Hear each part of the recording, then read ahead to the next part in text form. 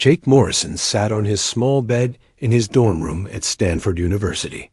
His laptop screen glowed in the dark room as he stared at the numbers that made no sense. The Galactic Aptitude test results had just come out online. Every human who took the test got their scores at the same time, no matter where they lived on Earth. Jake rubbed his eyes and looked at the screen again. The number was still there.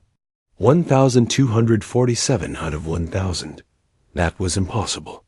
The test was supposed to max out at 1,000 points. No human had ever scored higher than 850. Jake knew this because the news always talked about the highest human scores when the results came out each year. He clicked refresh on his browser. Maybe there was a mistake. The page loaded again. Same. Number 1,247. Jake's phone buzzed. A text from his girlfriend Amy. How did you do on the test? I got 421. Pretty good for me. Jake stared at his phone. How could he tell Amy that his score was impossible? She would think he was lying or joking. He typed back, still checking my results, and put his phone down. The Galactic Aptitude test was something most college students took. It measured how smart someone was compared to all the known alien species in the galaxy. The test had questions about math, science, logic, and problem solving. It was created by something called the Intergalactic Education Consortium, which was a group of smart aliens from different planets. Jake had only taken the test because Amy said it would look good when he applied to graduate school. He never thought he was special or super smart. He grew up in a small town in Ohio with his grandmother after his parents died in a car crash when he was 8. His grandmother always said he was bright, but Jake never felt different from other kids. He closed his laptop and tried to sleep, but he kept thinking about the number. 1,247. What did it mean?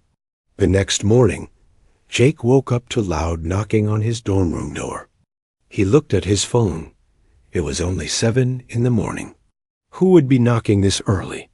Jake Morrison. A woman's voice called through the door. Jake put on a shirt and opened the door. A tall woman in a dark suit stood in the hallway. Next to her was an older man with gray hair wearing a white lab coat. I'm Agent Lisa Carter with the FBI, the woman said, showing him a badge. This is Dr. Peter Hayes. We need to talk to you about your test results. Jake felt his stomach drop. What about my test results? May we come in? Agent Carter asked. Jake stepped aside and let them into his small room. Dr. Hayes looked around at the messy space with clothes on the floor and empty pizza boxes on the desk. Jake, your score on the Galactic Aptitude test has raised some concerns, Agent Carter said. You scored 1,247 points. I know. I think there's a mistake, Jake said quickly. Dr. Hayes shook his head. There's no mistake. We've checked the results 3 times. Your score is real. But that's impossible. Humans can't score that high. That's exactly the problem, Agent Carter said. No human has ever scored above 850. Your score is higher than any known intelligent species in the galaxy. The highest alien score on record is 1,156, and that was from a species that's been studying science for over 10,000 years. Jake sat down on his bed. His hands were shaking. I don't understand. I'm not that smart. I'm just a regular guy from Ohio. Dr. Hayes pulled out a tablet and showed Jake a chart. These are the average scores for different species. Humans usually score between 200 and 800. The Andromedans, who are considered very intelligent, average around 950. The Zephyrians, who have advanced technology, average 980. And you scored 1,247, Agent Carter added. That puts you in a category we've never seen before. Jake looked at the chart. His score was way above every other species listed. It made him feel sick to his stomach. Am I in trouble? Jake asked. Not with us, Agent Carter said. But there's something else you need to know. You're not the only one. Dr. Hayes tapped his tablet and showed Jake a map of the world. There were red dots in different countries. 12 other humans scored impossibly high on the test. All of them got scores above 1,200. All of them are being contacted by their local governments right now. What does this mean? Jake asked. Agent Carter looked serious. We don't know yet, but the Galactic Council has taken notice. Some alien species think there's been an error in the testing system. Others are asking questions about human development that we don't have answers for. Jake's phone rang. It was Amy. He let it go to voicemail. There's more, Dr. Hayes said. The galactic test isn't just a regular intelligence test. It's based on technology from an ancient alien race called the predecessors. They disappeared millions of years ago, but they left behind artifacts that can measure something called cognitive evolution potential. What's that? Jake asked. It means the test can tell if a species is about to make a big leap forward in how they think and learn, Dr. Hayes explained. Most species take thousands of years to evolve their minds, but humans seem to be doing it much faster. Agent Carter's phone buzzed. She looked at it, and her face got pale. We need to move you somewhere safe. Why? Because someone broke into your room last night after you left for dinner. Jake felt cold. What? Dr. Hayes showed him photos on his tablet. Jake's room looked exactly the same, except for strange symbols spray-painted on the wall above his bed. The symbols looked like they were made of curved lines and dots. Do you recognize these symbols? Agent Carter asked. Jake shook his head. They're Zephyrian, Dr. Hayes said quietly. The Zephyrians are a military species. They believe in solving problems before they become bigger problems. What kind of problems? Jake asked, even though he was afraid of the answer. Agent Carter stood up. They think humans like you might become a threat to galactic security. They've dealt with other species that evolved too quickly before. What happened to those species? Dr. Hayes and Agent Carter looked at each other. Neither of them answered. Pack a bag, Jake, Agent Carter said. You're coming with us. It's not safe for you here anymore. Jake looked around his small dorm room. Yesterday, he was just a college student worried about homework and tests. Now he was apparently some kind of evolutionary anomaly that had caught the attention of alien military forces. He grabbed his backpack and started putting clothes in it. His hands were still shaking. As he packed, he couldn't stop thinking about those strange symbols on the wall. Someone had been in his room while he was eating dinner. Someone who knew about his test score before he did. Agent Carter, Jake said as he zipped up his bag. How long have you been watching me? She paused at the door. Since the moment your test score came in. You and the other 12. Jake followed them out of his dorm room, not knowing if he would ever see it again. As they walked down the hall, other students stared at them. Jake wondered if any of them had taken the galactic test too. He wondered if any of them had scores that would change their lives forever. Outside, a black car was waiting. As Jake got in the back seat, he realized that taking a simple test had somehow made him the most important and most dangerous person he knew. The black car drove for hours through empty desert roads. Jake sat in the back seat between Agent Carter and Dr. Hayes, watching the flat landscape pass by outside. They had left California and were now somewhere in Nevada. The sun was setting, making the sky turn orange and red. Where are we going? Jake asked for the third time. A safe place, Agent Carter said. You'll see soon. After another hour of driving, they reached a tall fence with guards at a gate. The guards checked Agent Carter's ID and waved them through. Beyond the fence, Jake saw a group of buildings that looked like a small town. But there were no normal houses or stores. Everything looked official and government-like. The car stopped in front of a long, low building. Agent Carter led Jake inside through doors that needed special cards to open. The hallway was white and clean, with bright lights on the ceiling. "Jake Morrison?" A voice called out. Jake turned to see a young woman with dark hair walking toward them. She looked like she was about the same age as Jake. "I'm Maria Santos," she said, shaking his hand. "I scored 1,289 on the test." Behind Maria, two other people came down the hallway. One was a tall, thin man with blonde hair who looked like he was from the South. The other was an Asian woman who seemed older, maybe in her 30s. "Ben Cooper," the man said with a Southern accent. 1,301 points. "Grace Kim," the woman said. 1,276. Jake stared at them. "You all scored over 1,202? "Yep," Maria said.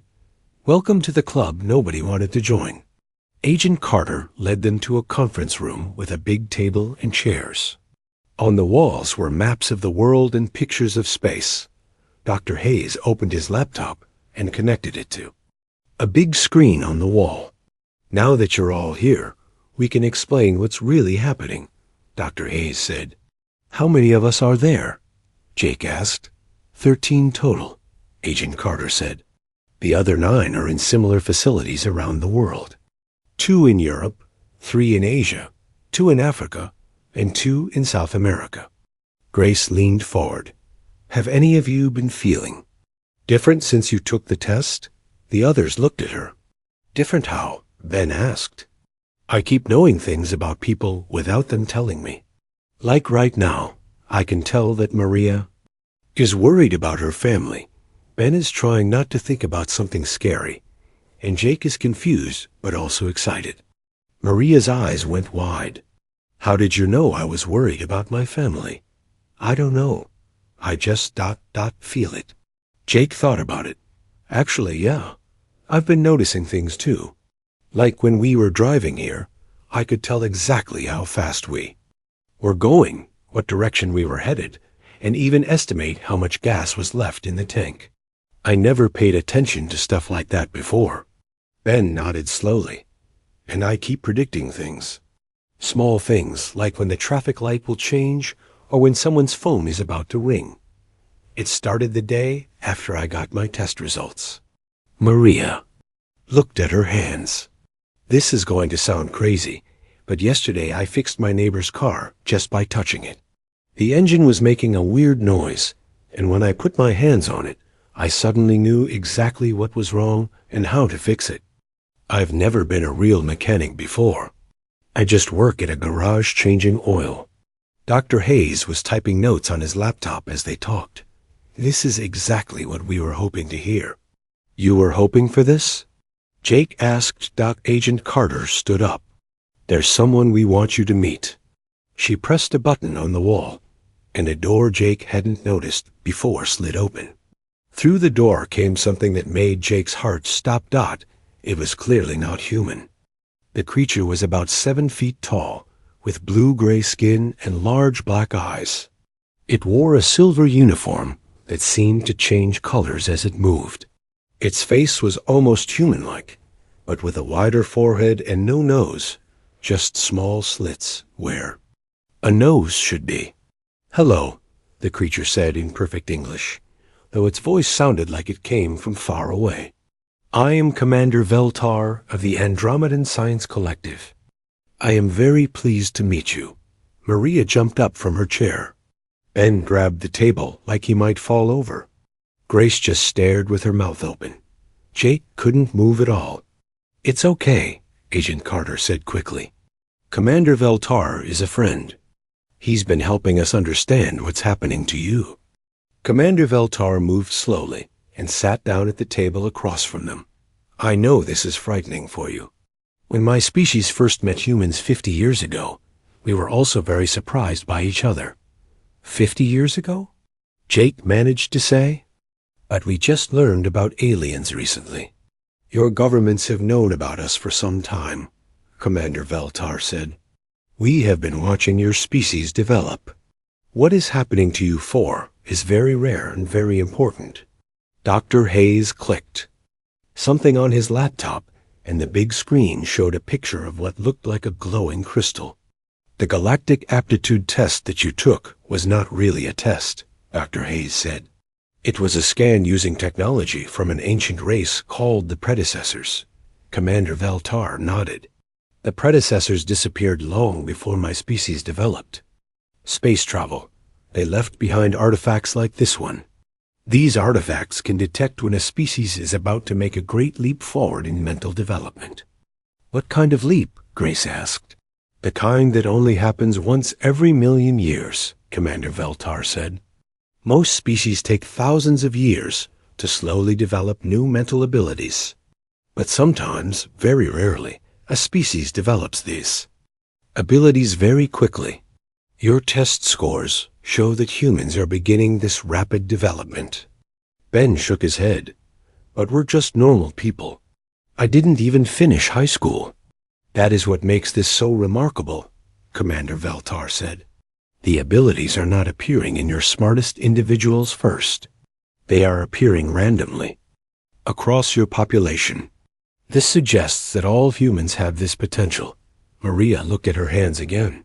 So when I fixed that car, you were accessing knowledge that exists beyond normal human understanding, Dr. Hayes said. Jake's ability to process information, Ben's predictions, Grace's empathy, these are all signs of expanded consciousness. Is this why those aliens broke into my room? Jake asked. Commander Veltar's large eyes became darker. The Zephyrians. Fear what you might become. They have seen species develop these abilities before. Some of those species became very dangerous. Dangerous how? Grace asked. They used their new abilities to conquer other worlds, Agent Carter said. The Zephyrians believe in stopping threats before they become too powerful. But we don't want to conquer anyone, Maria said. We know that, Commander Veltar said. But the Zephyrians do not trust easily. They are already on their way to your solar system. The room became very quiet. Jake could hear his heart beating. How long do we have? Ben asked. Dr. Hayes looked at his laptop. Their ships will arrive in about 2 weeks. What are we supposed to do? Jake asked. Commander Veltar stood up. You are going to learn to use your new abilities. And then you are going to show the galaxy that humans are different from the other species that develop these powers. How are we different? Grace asked. Commander Veltar almost seemed to smile, though it was hard to tell with his alien face. Other species became more violent as they gained power. But you four are becoming more connected to each other, more understanding, more peaceful. Agent Carter pulled out a folder full of papers. Starting tomorrow, you'll begin training. We have 2 weeks to help you understand what you can do and prepare you for what's coming. As they left the conference room, Jake walked next to Maria. Are you scared? He asked. Terrified, she said, but also excited. For the first time in my life, I feel like I'm supposed to be somewhere important. Jake nodded. He felt the same way. Whatever was happening to them was bigger than anything he had ever imagined. But somehow, even with alien warships coming toward Earth, he felt like they were exactly where they needed to be. Jake woke up to the sound of alarms. Red lights flashed in his small room at the government facility. He jumped out of bed and ran to the door, where he met Maria, Ben, and Grace in the hallway. What's happening? Maria shouted over the noise. Agent. Carter came running down the hall toward them. Emergency meeting, now. They followed her to the conference room, where Dr. Hayes was already waiting with Commander Veltar. The alien looked more worried than Jake had ever seen him. The Zephyrian ships arrived early, Dr. Hayes said. They're not waiting 2 weeks. They're here now. Jake felt his stomach drop. How early? They just entered your solar system, Commander Veltar said. 3 warships. They are demanding that Earth surrender all enhanced humans immediately. Grace grabbed the table. They want to take us? For study and containment, Agent Carter said. They claim it's for galactic security. Ben paced around the room. What? Did our government tell them? Dr. Hayes pulled up a video on the big screen. It showed the President of the United States sitting at his desk in the White House. The President is getting a response in 1 hour, but there's something else you need to know first. The screen changed to show a world map covered in thousands of small blue dots. What are those? Jake asked. Enhanced humans, Commander Veltar said. We've been scanning the planet all week. There are not 13 of you. There are over 50,000. Maria's mouth fell open. 50,000? The abilities are spreading much faster than we thought, Dr. Hayes said. Most of these people don't know what's happening to them yet. They just think they're having lucky guesses or good days. Jake stared at the map. There were blue dots everywhere, in big cities and small towns on every continent. This is bigger than we thought. Much bigger, Agent Carter agreed. And the world governments are panicking. Some countries want to surrender all enhanced humans to avoid a war. Others want to use them as weapons. Grace closed her eyes and put her hands on her temples. I can feel them. Feel who? Ben asked. The other enhanced people.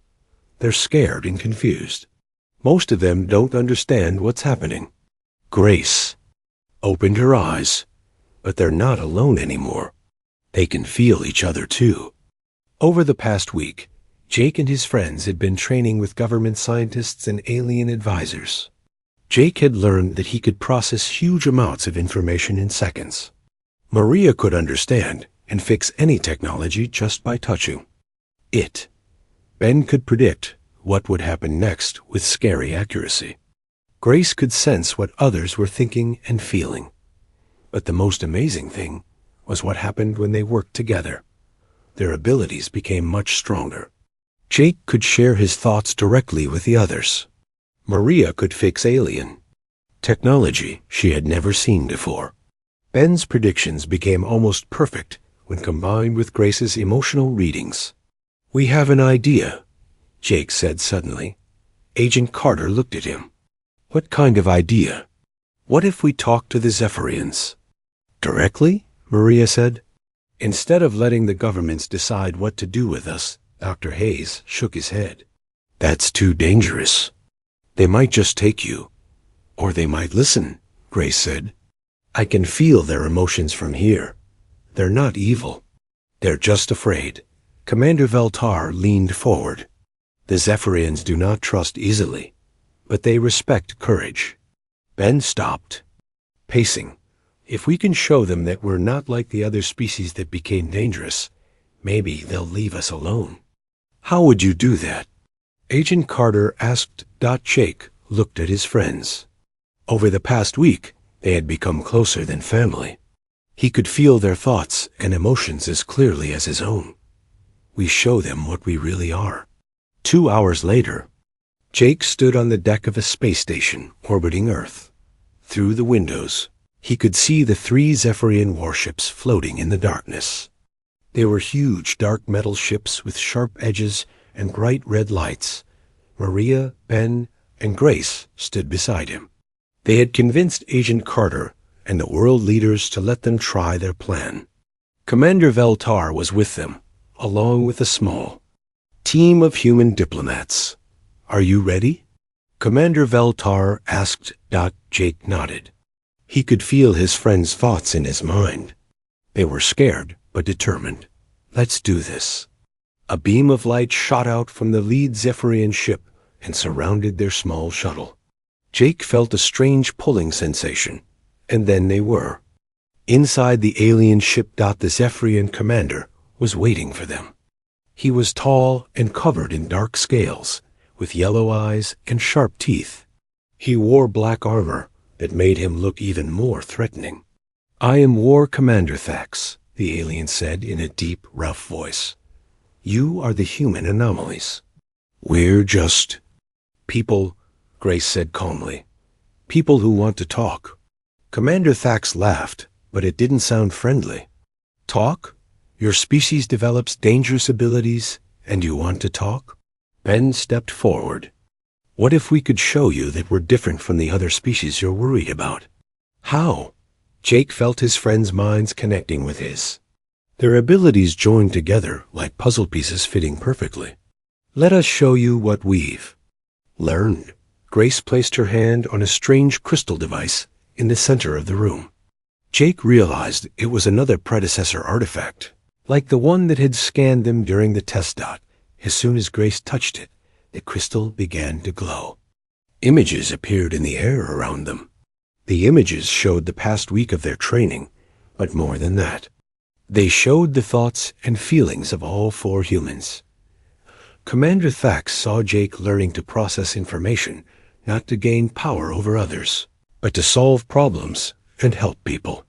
He saw Maria using her technology skills to fix broken equipment that helped alien and human scientists work together.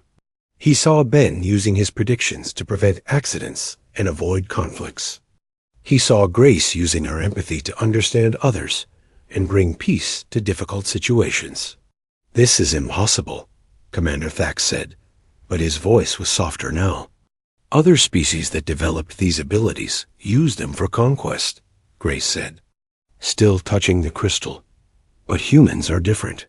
Our abilities make us more connected to each other, not more separate. The crystal showed more images. It showed the 50,000 enhanced humans around the world. Instead of using their new abilities to gain power or hurt others, most of them were using their gifts to help their communities. Teachers who could suddenly understand any student's problems. Doctors who could sense illnesses before they became serious. Engineers who could design better, safer buildings. Your abilities are making you more cooperative, not more aggressive, Commander Thax said slowly. Exactly, Jake said. We're not becoming super soldiers or conquerors. We're becoming better at working together. Commander Thax walked around. Slowly. The other species we have dealt with became violent as their powers grew. They saw other species as threats to be eliminated. But we see other species as friends to learn from, Maria said. Look. She touched a piece of Zephyrian technology on a nearby table. Instead of trying to steal its secrets or use it as a weapon, she simply fixed a small problem with its power source and handed it back to Commander Thax. You improved our technology, he said with surprise. We want to help, not hurt, Ben said. Commander. Thax was quiet for a long time. Jake could feel the alien's confusion through Grace's empathic connection. Everything the Zephyrians believed about enhanced species was being challenged. Finally, Commander Thax spoke. You will come with us for further study. No, Grace said firmly.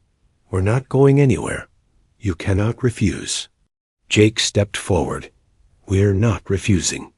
We're inviting you to study us on Earth. Work with us instead of against us. Learn from. You's the way we want to learn from you, Maria added. Commander Thax looked at his own soldiers, who had been watching everything. Jake noticed that even they seemed less hostile than before. This is not how these situations usually end, Commander Thax said. Maybe that's because this situation is different, Grace replied. The crystal stopped glowing, and the images faded. Commander Thax stared at the 4 humans for what felt like forever. I must speak with the Galactic Council, he finally said. But your ships will not be harmed while I make my report. As they returned to their shuttle, Jake felt something he hadn't expected. Hope. They had done something no other enhanced species had ever done. They had shown that power didn't have to lead to violence. Do you think it worked? Maria asked as they flew back to the space station. Grace smiled. I could feel his thoughts changing. He's starting to believe that we really are different. Jake looked out at Earth spinning below them. Somewhere down there, 50,000 other humans were discovering abilities they never knew they had. And for the first time since this all started, Jake believed they might all be safe. 3 days passed with no word from Commander Thax or the Zephyrian ships. Jake spent most of his time in the communication center of the space station, watching the alien vessels through telescopes. They just floated there in space, silent and waiting. Any movement? Maria asked as she joined him at the observation window. Nothing, Jake said. They're just sitting there. Ben and Grace came into the room carrying cups of coffee. Grace looked tired. She had been using her empathic abilities to monitor the emotional state of people all over Earth. The knowledge that aliens were deciding humanity's fate was causing panic in some places and strange celebrations in others. I can feel them, Grace said, pointing toward the Zephyrian ships. They're arguing among themselves. Some want to take us by force. Others are starting to believe we might be different. Dr. Hayes entered the room with Agent Carter and Commander Veltar. The alien looked worried. We just received a message from the Galactic Council, Dr. Hayes said. They want to hold a formal hearing about the human situation. What kind of hearing? Jake asked. Commander Veltar's large black eyes looked sad. The Council will decide if humanity should be allowed to continue developing, or if you should be stopped before you become too powerful. Stopped how?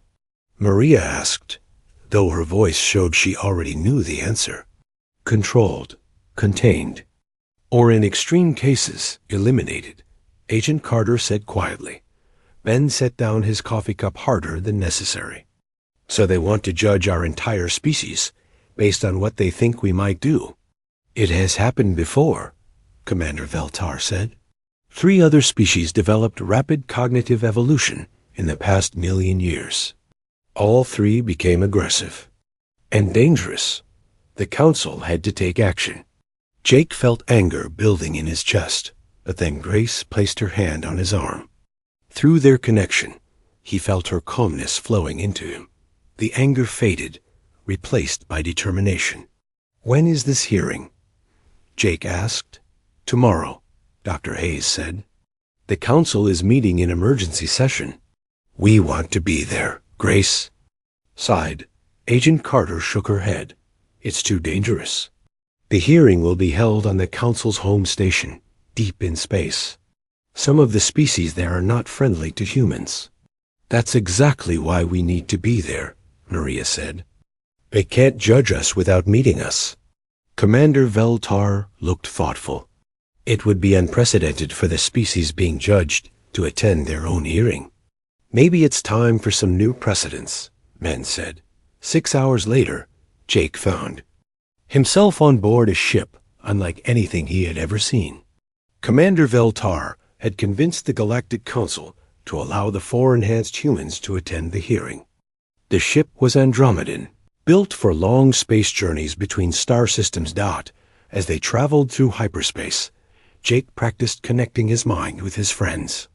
Over the past week, their mental link had grown stronger.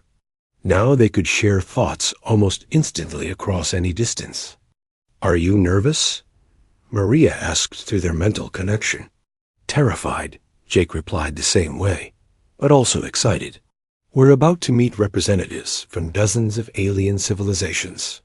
The ship dropped out of hyperspace near a massive space station. It was easily 100 times larger than any human-built structure. The station looked like a giant crystal flower floating in space, with ships from many different species docked around its edges. Welcome to Council Station, Commander Veltar said. The heart of galactic government. Inside the station, Jake was amazed by the variety of alien life.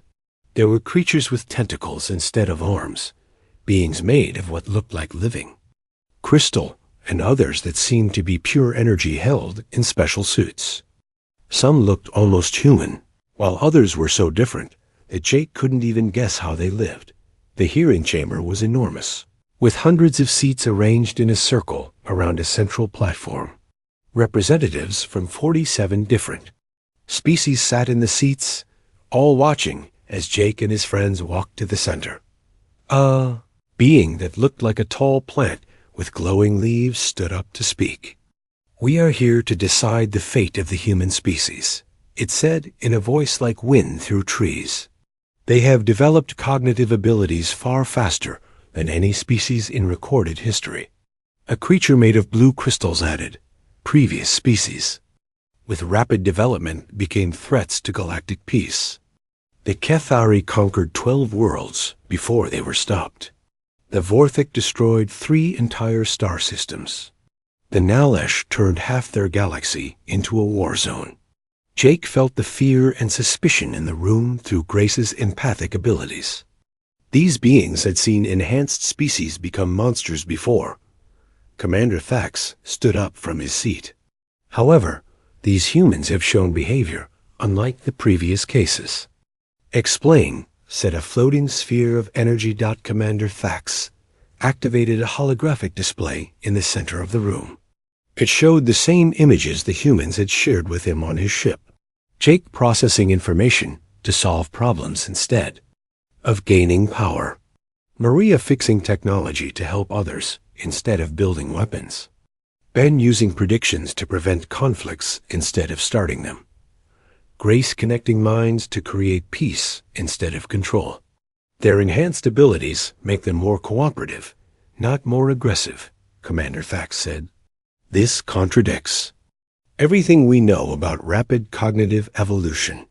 A creature with 6 arms and purple skin spoke up. "How do we know this is not deception? Perhaps they are simply better at hiding their true intentions."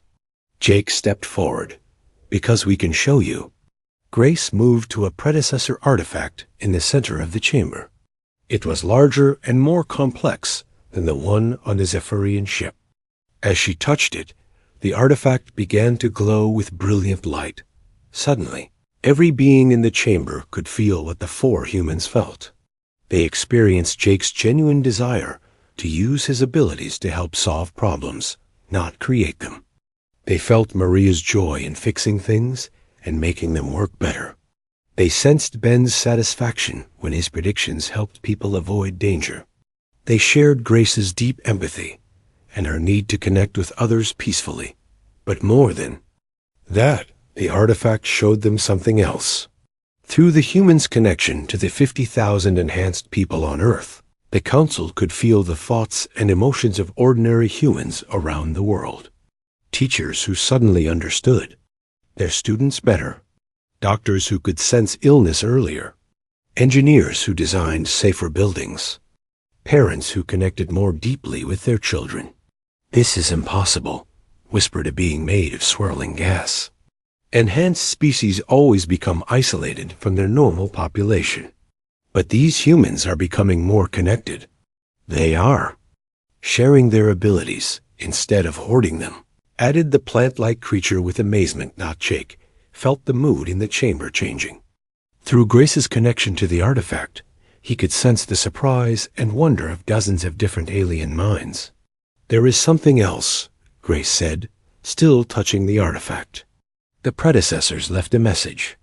New images appeared in the chamber. Ancient symbols that somehow everyone could understand, regardless of their species or language. The message was simple. Evolution is not about becoming more powerful. It is about becoming more connected. Those who use growth to separate themselves from others will fall. Those who use growth to connect more deeply will rise to the next level of existence. The chamber fell silent. Even the most hostile council members seemed stunned. Finally, the energy sphere spoke. The predecessors evolved beyond physical form millions of years ago.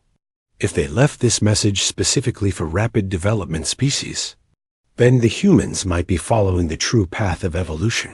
Completed the crystal being. Commander Thax stood again. "I propose that instead of containing the humans, we sponsor their development. Let them join the Galactic Council as a probationary member. We can guide them and learn from them." The vote was closer than Jake had hoped, but it passed. 24 species voted in favor, 20 voted against, and 3 abstained. As they left the chamber, the plant-like being approached them. "I am Council Speaker Zareth. In 300 years of service, I have never seen anything like what you showed us today." "What happens now?" Maria asked. "Now you go home and help your species learn to use their gifts wisely," Zareth said. "And we learn from you that evolution can lead to peace instead of war." 6 months later, Jake sat in his new office on the first human space station.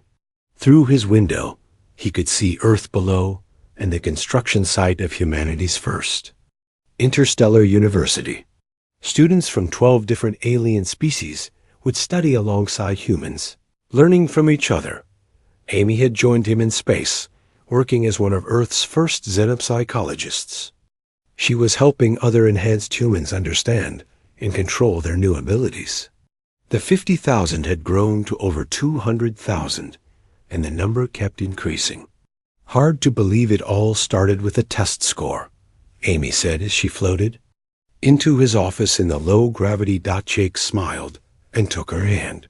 Through his enhanced connection, he could sense the minds of thousands of other humans around the solar system, all learning, growing, and helping each other. Some were working with alien scientists to solve galactic problems. Others were teaching alien children about human emotions and creativity.